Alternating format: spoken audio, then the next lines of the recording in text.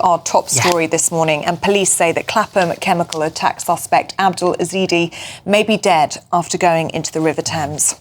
Azidi, who has not been seen since the 31st of January when an alkali substance was thrown over a mother and her two children, was last spotted walking towards the River Thames and Chelsea Bridge.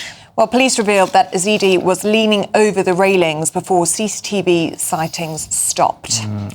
Well, we want to put this to former Scotland Yard detective and one of Hunter's top stars. And let me just say, a man that does not mince his words, and he can tell us where he thinks the Clapham chemical attacker is. We're talking about Peter Bleksley. How are you, Peter? Very well. I just need to point out I left Channel 4's Hunted show some time ago.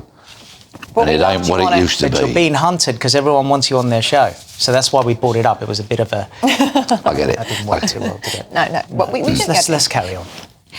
So this is the thing, isn't it? Many people are saying, we've even had emails in today, Peter, saying from Sharon, I find it hard to believe that bridges in London have no CCTV coverage. And Nikki says, how can the lack of him being seen on CCTV prove that he didn't just get in a car on Chelsea Bridge or hop onto a boat? And this is what we're seeing a lot of this morning, aren't we, Peter, on social media? People saying, well, if there's no body and there's no CCTV, how do we know he's dead?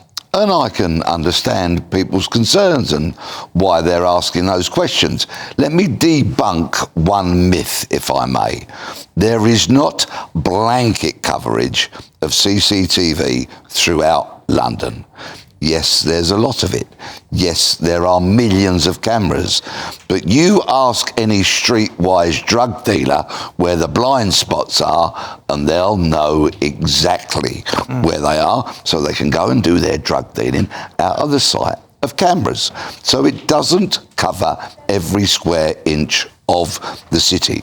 With regards to the point that I discussed earlier about a non-sighting being relevant, what the police will have done is also monitor traffic that was on the bridge at around about the time that Azedi was seen leaning over there, and they will, of course, be able to monitor boat traffic.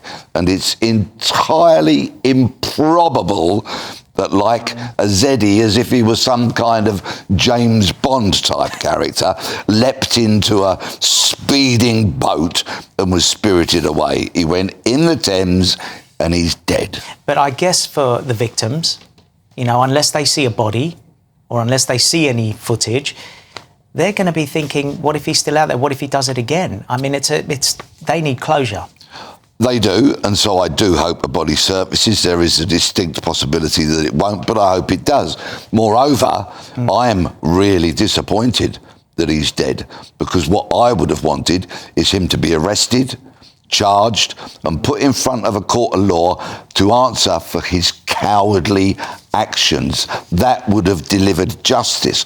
But unfortunately, his death means that he joins a lengthening list of cowardly criminals like Harold Shipman and Fred West, who can't do the time.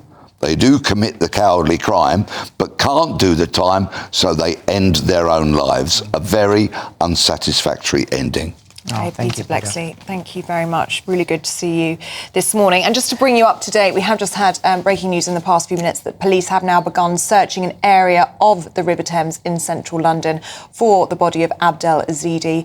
A police boat is circling between Vauxhall and Chelsea bridges this morning. So, of course, we'll bring you up to date if we have any updates on that search.